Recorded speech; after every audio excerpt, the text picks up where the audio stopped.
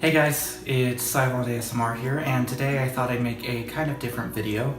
As you might notice, I'm actually talking in my real voice. This is what I sound like when I'm not whispering or speaking softly or making an ASMR video.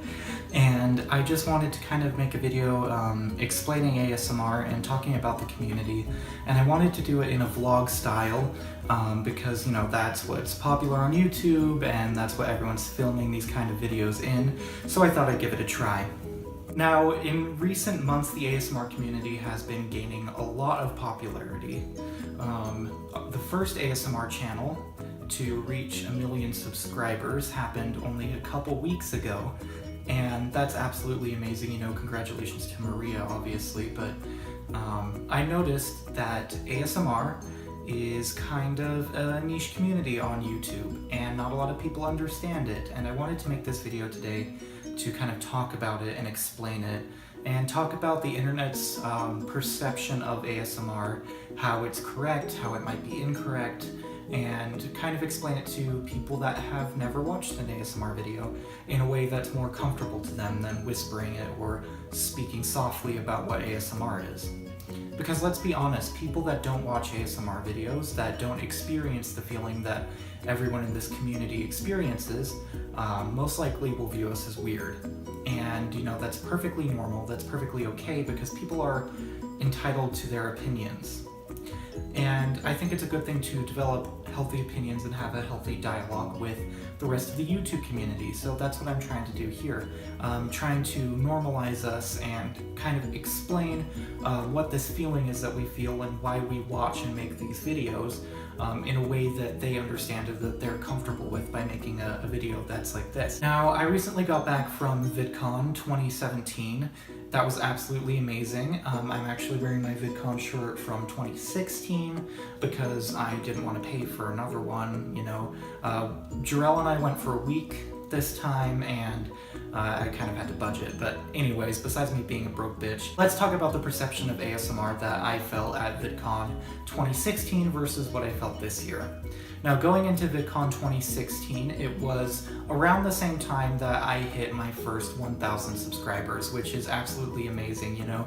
I never thought this channel would get that far, and it's absolutely amazing and just stunning to me still. Now, when I went there, I had a little bit more of a hopeful attitude. I thought, okay, people are going to want to listen to this.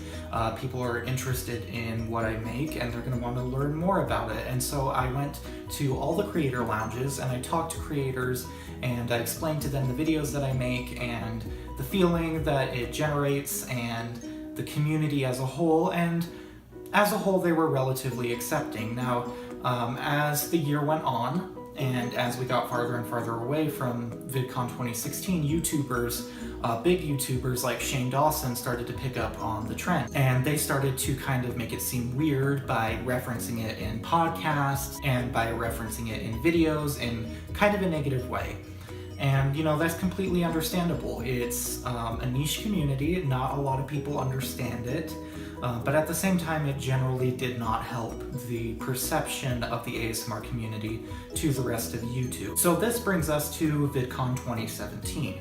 Now, when I got to VidCon 2017 this year, I was more hesitant to talk about it because it had started to develop into this weird perception on YouTube and with the rest of the YouTube community. And, you know, that's fine. Like I said, people are entitled to any opinion that they want to have.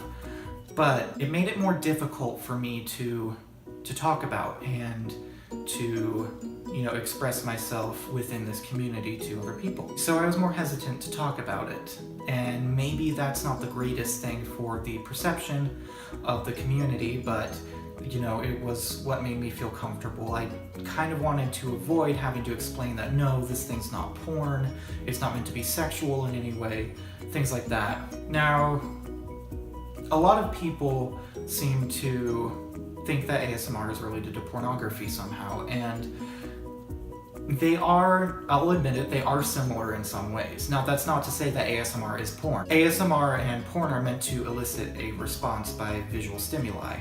That's just a scientific definition. I'm not saying that they're related like that in any way, but the feeling that's elicited from ASMR is a lot different than something like sexual arousal that you would get from watching porn.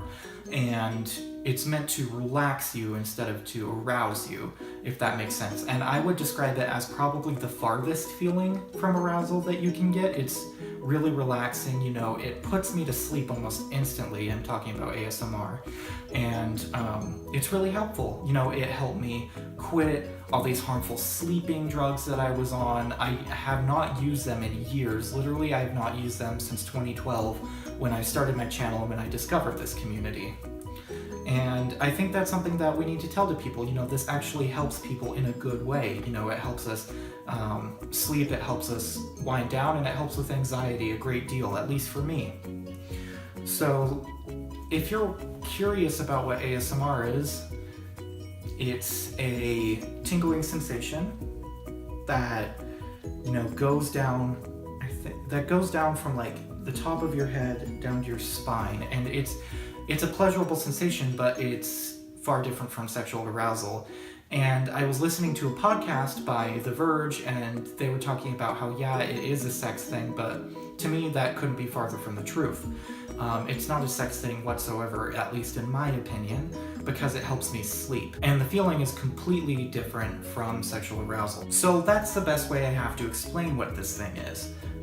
It's not a sexual feeling, but it's pleasurable in a comforting way. It's like something from childhood. That's when I first experienced ASMR, is when my parents read me bedtime stories as a child. So it's completely innocent, there's nothing sexual to it, and hopefully that'll help dispel some of the rumors and some of the negative image of ASMR. Now, if you're watching my channel because you're watching it ironically, because you want to see this weird thing called ASMR, you know, that's totally fine. And hopefully you're watching this video right now so I can explain to you what it is. And, you know, I would never ask someone to leave my channel because they don't personally experience ASMR.